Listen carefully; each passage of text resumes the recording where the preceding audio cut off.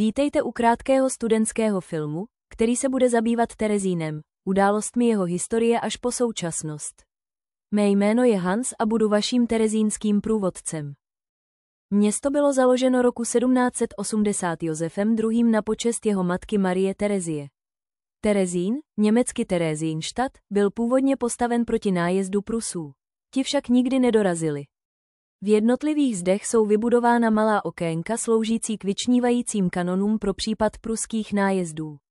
Ve zdech vedou chodby, které mají dohromady přes 29 kilometrů. Nalezli bychom zde i zavodňovací zařízení, kanály. V prostorách kanálů by došlo ke zvednutí hladiny vody, která by nepřátelům znemožnila přístup do srdce pevnosti. V 19. století nebyly prostory terezínských pevností nijak významně využívány, došlo pouze k jedinému zásahu, a to k reparaci jednoho z tunelů vedoucího pod hradbou v roce 1834. Pevnostní funkce města byla ukončena císařem v roce 1888. Přestože byl původ města obranný, nejzásadnější a nejtemnější kapitolu své historie zažil Terezín ve 20. století, především během druhé světové války. Po vzniku samostatného Československa fungovala pevnost nadále jako vojenský objekt, především jako kasárna. Během první světové války sloužil Terezín mimo jiné jako vojenské vězení. Zde byl například vězněn Gavrilo Princip, atentátník, který zavraždil arcivévodu Františka Ferdinanda a tím přispěl k rozpoutání války. Princip v Terezíně v roce 1918 zemřel. V meziválečném období ztratil Terezín svůj vojenský význam a stal se spíše civilním městem. Roku 1938 byl po Mnichovské dohodě zabrán a využíván jako pracovní tábor.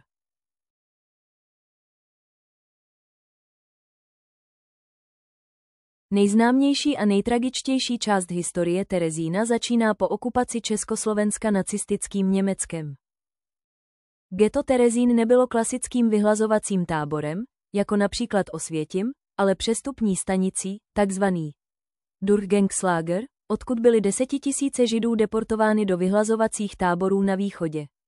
Hitler si vybral právě Terezín z důvodu strategické polohy nedaleko Sudet. Rok 1941.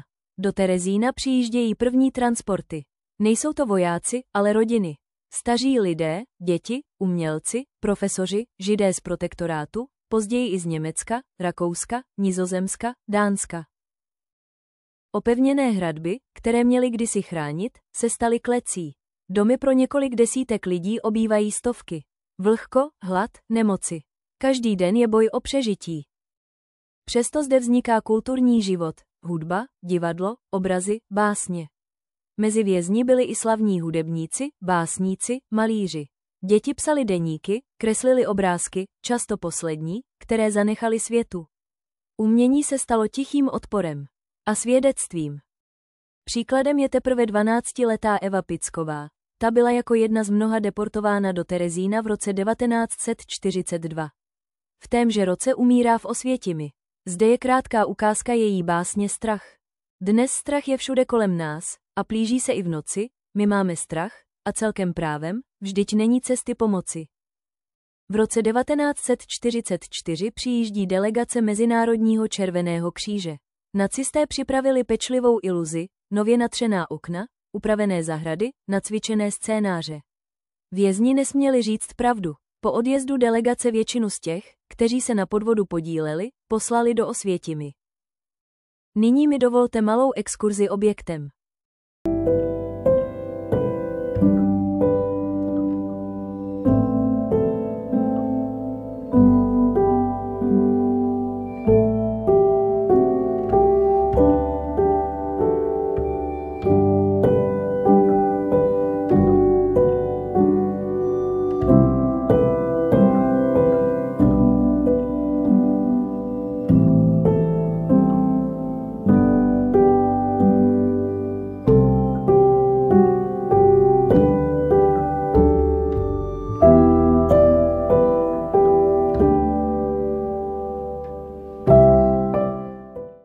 Stručné schéma by vám mělo lépe vykreslit tehdejší situaci ohledně terezínského tábora. Roku 1945 skončila druhá světová válka a s ní i nejtemnější terezínské období. Sovětská armáda osvobodila tehdejší Československo od nacistického vlivu a nadvlády. Hned 2 roky na to, tedy roku 1947, vznikl památník Terezín. V současnosti ve městě nalezneme muzeum geta, krematorium, malou pevnost a kolumbárium sloužící k uctění památky. Mimo oficiální památní budovy jsou ve městě domy půdami. A právě tyto půdy dodnes skýtají hmotné památky, skryté příběhy a další tajemství. Z pevnostního a vojenského města se tak náhle stalo město připomínající hrůzy nacistické genocidy a je navždy poznamenáno těžkou minulostí. Ukazuje, kam až může vést lidská nenávist, krutost a fanatismus.